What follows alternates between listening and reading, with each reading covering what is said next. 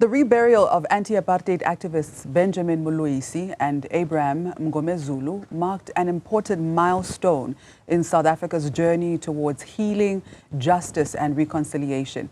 Now, in the past couple of months, there have been several repatriations under the Exile Repatriation Project, putting an emphasis on the sacred nature of knowing what happens to a loved one's body after death and the meaning of burial rites.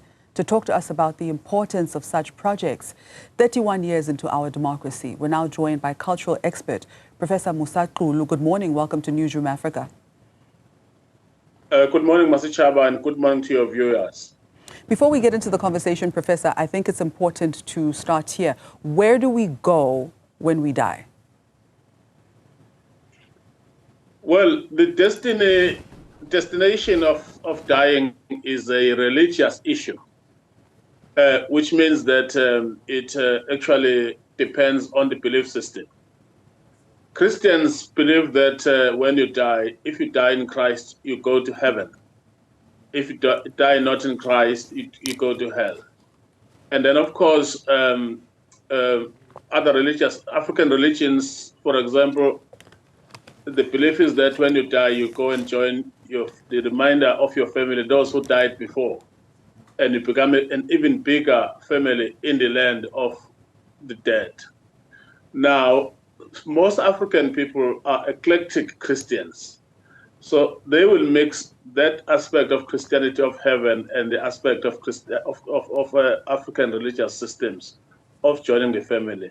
But what is important is that there is a belief that if your dead one, you don't know where he is buried or she is buried, those who are living and those who are yet to be born and those who have died will become very restless. So repatriation, I think, is a very good project by government.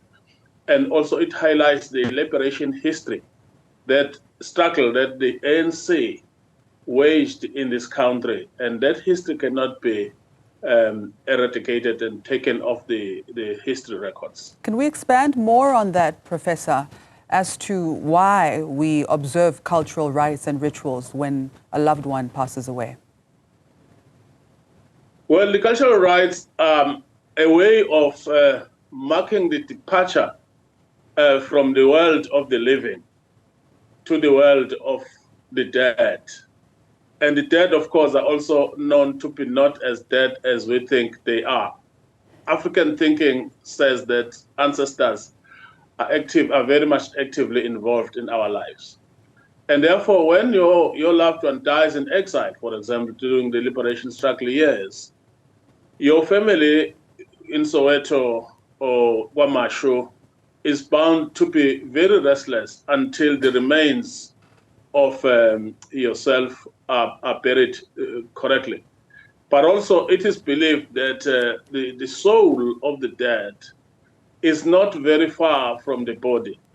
So when these liberation struggle heroes died in exile and in many other ways, there was a sense of, until repatriated, even their own souls are not getting any rest. So once you know where they are buried, and then you go and fetch them, and then you bury them, even if it's just a couple of bones, there is a sense that even their souls have now gotten rest.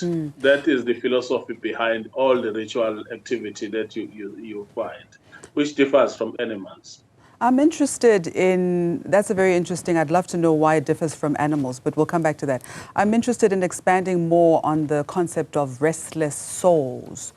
For instance, we've seen how spirits have had to be collected from certain intersections or car accident spots where you find that where people have passed away, then more accidents happen in that particular spot. So when we speak about restless souls, what do we mean? Where are the souls? Well, the soul, let me say, previously I advised a Minister of Transport and then also an emissary of Transport, sponsored Duma, lately Minister of Transport, on the issues of where the souls go in terms of car accidents. As I said, the soul is believed to don't go very far from this accident scene. And when the soul thinks that the living of the family are not paying attention to it, it becomes angry. And the belief system is that it then causes even more car accidents because the soul is a spirit. It can enter a car moving and direct the driver to make mistakes. And therefore, you'll find that what they do in the USA, for example, they put what is called roadside memorial sites, where when you drive on the freeway, you find there are crosses and all of those things that show that we are aware that you died here.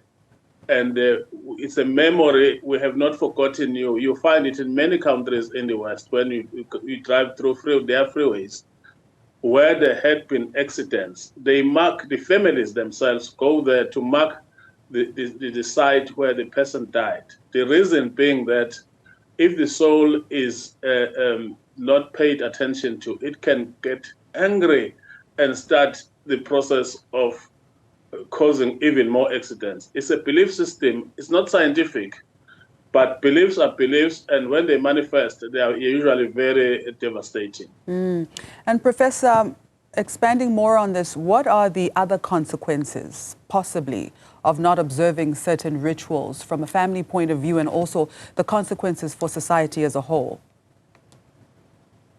Well, the consequences are what they call, in prophetic ministry, they call it generational curses.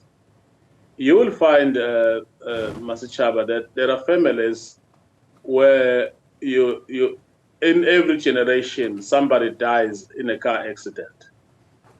And of course, they think that it's a normal thing. It's not a normal thing for every generation to suffer from the same. There must come a time where rituals are performed to cut off negative experiences and generational deaths in families. And that can be done by visitation of the sites where the people died, talking to their spirits, which are not very far, and taking them home to their burial sites. If you don't do that, the consequence is always generational curses in the form of more and more car accidents. And what I would advise, for example, the Minister of Transport, Honorable Baba Krisi, and MECs like Mr. Duma, who's doing very well, is that they must also, when they, for example, there was Easter and then there will be another same thing in December, they must also attend to the spirituality side of the road accidents that happen in our roads. There is a belief system, and as I said, unfortunately, beliefs are not scientific, but they are philosophical sometimes, but they manifest with devastating results. And suddenly you'll find that on the N2, for example, there are spots that are known that every month there is a car accident, almost similar spots. Then you know that this is spiritual. And Professor, let's get into more detail about the actual rituals themselves. Although the rituals do differ from family to family, as we've seen with the late constables who will be buried in separate funerals because the families observe different traditions. But could you take us through typically what happens from the moment a person passes away, let's say in a car accident, to the time that they are buried? What is the process that should be followed? Well, when you are dead, you are not aware that you are dead. So the spirit keeps hovering around the car accident scene.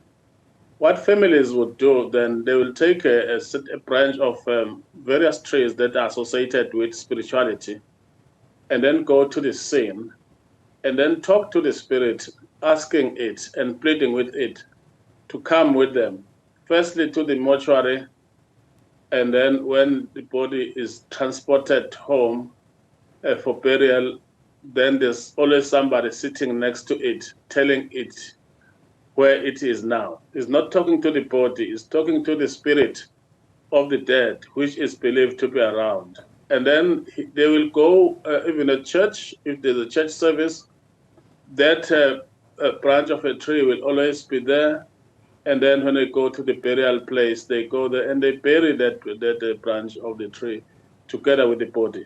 So then they know that the spirit is there, has gone out to the land of the ancestors. That is the African belief system. But as I said, many Africans in South Africa are also eclectic Christians who practice both African religious systems and the Christian belief systems. They will do the same. Professor, before we let you go, what do you think happens to people who don't believe in the afterlife? Well, people who don't believe in the afterlife usually, and there are many such people, they think that you die and then that's the end of it, and they don't prepare for anything. So when Christians go to church every Sunday and they pray, they are preparing for the afterlife. Or when Africans talk to their ancestors with a goat and so on, they are also acknowledging the afterlife. But people who don't believe in the afterlife, if they die and they're old and they leave children, there's usually complications in the lives of those children, as one or the other spirit disrupts their life to say, listen, I am dead now, I'm in this land, and the beliefs that I had before before I died are being very heavy on me. And please forgive me, my children, and please do this and that ritual. It's something that happens not only in Africa, but also in the West and other parts of the world. So that it becomes very important that, like those ANC people that were reburied yesterday after repatriation, then they will get peace once it's acknowledged that they made mistakes by not believing in the afterlife. Wow, thank you for your time, Professor. I thank you very much. Cultural expert, Professor Musa Xulu.